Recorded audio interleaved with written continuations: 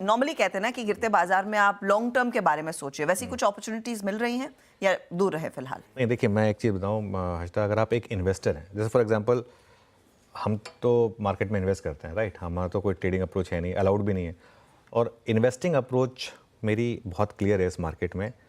ये मार्केट आपको मौके दे रहा है इन्वेस्टमेंट के, और अगर आपने शॉर्ट करके भी ट्रेडिंग में प्रॉफिट बनाया है, उसको भी आप इन्वेस्ट करिए। कहाँ पर है इस समय मार्केट में इन्वेस्टमेंट के मौके? मैं मेनली 3 थीम लेकर चल रहा हूँ, उसके अलावा और भी कई थीम हो सकती हैं, लेकिन मेरे हिसाब से 3 थीम होगी। सबसे पहली थीम जो हमेशा मैं बोलता हूँ, रिलेटिव स्ट्रेंथ। इसने आपको पिछली बार भी बचाया होगा, जो पिछली बार डिक्लाइन हुई थी उसमें भी। जो स्टॉक्स 52 वीक हाई बना रहे हैं, कमज़ोर बाजार में जो स्टॉक्स 52 वीक हाई बनाते हैं, वो जब अगली बुल मार्केट होती है, उसके लीडर्स होते हैं, ये मार्केट आपको पहले से बता देता है कि नहीं, ये स्पेस जो है ये लीडरशिप लेने वाली है इसके लिए, तो उस पर फोकस करें आप। दूसरा, सेक्टर अप्रोच, और इसमें फर्स्ट और सेकंड अप्रोच में कई स्टॉक्स कॉमन होंगे, इस चीज़ का भी आपको ध्यान रखना है। सेकंड अप्रोच है 2 सेक्टर को चुन लीजिए आप, आईटी और फार्मा। और आईटी और फार्मा को मैं क्यों चुन रहा हूँ, इस पूरे साल मैंने आईटी और फार्मा की बात की है क्योंकि ये डायरेक्टली यूएस प्लेयर्स हैं, डायरेक्टली करेंसी प्लेयर्स हैं। बाकी बाजार के लिए करेंसी नेगेटिव है, इनके लिए करेंसी पॉजिटिव है, क्योंकि जितना रुपये डिप्रिशिएट करता है इतना उनके लिए फ़ायदा है, और यूएस इकोनॉमी स्ट्रांग है, ये सारी की सारी कंपनियां यूएस फेसिंग है। और अगर आप इन दोनों सेक्टर्स के चार्ट देखेंगे ना इस साल के, आप किसी भी लेवल पर आपने लिया, आपका पैसा गया नहीं, उल्टा आपका पैसा बना है। और हर लेवल पर ये बात हुई है कि अब आपके पोर्टफोलियो में आईटी और फार्मा का वेट बढ़ा दीजिए, आईटी और फार्मा का वेट बढ़ा दीजिए। तो ये तो फर्स्ट और सेकंड में काफ़ी स्टॉक्स आपको कॉमन दिखेंगे, लेकिन वो खैर हर कोई समझता है इस चीज़ को।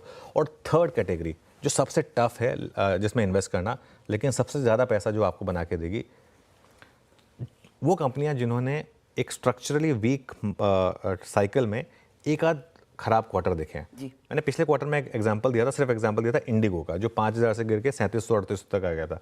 ऑलरेडी वो 4500 तक पहुंच गया वापस, आज एक और अपग्रेड आया उसके ऊपर। तो ऐसे स्टॉक, इसमें आपको स्टॉक स्पेसिफिक होना पड़ेगा, और इसमें आपकी जजमेंट कॉल होगी। जैसे एक और एग्जाम्पल हुआ करता था पॉलीकैप का, या एक और एग्जांपल हुआ करता था वोल्टास का।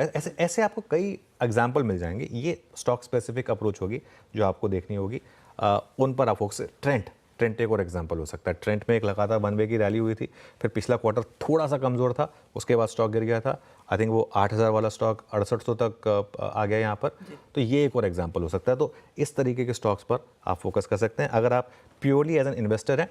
एक और चीज़ समझ लीजिए, आप इस मार्केट में इवन अगर आप एक इन्वेस्टर हैं, आप जहाँ भी इन्वेस्ट करेंगे, पॉसिबल है एक बार के लिए आपका पोर्टफोलियो जो है मार्क टू मार्केट 5 से 10% का लॉस दिखा दे। अगर आप वो लॉस देखने को तैयार हैं, तभी इस मार्केट में इन्वेस्ट करें, वरना फिर ट्रेंडिंग मार्केट आने का वेट करें और फिर मोमेंटम इन्वेस्टिंग करें, फिर जो कई लोगों को अच्छी लगती है। अब अनुज, लेकिन पिछले हफ्ते अमेरिका की तरफ से वो रेट कट, और ऑफ कोर्स जिसने सबसे ज़्यादा नर्वस किया कि इस साल, अगले साल 4 रेट कट्स होने वाले थे, अब वो कह रहे हैं 2 रेट कट होंगे। उसके बाद फ्राइडे के सेशन में एक पुल बैक ट्रेड देखने को मिला है। उस क्यू पर ज़्यादा भरोसा किया जाए या नहीं?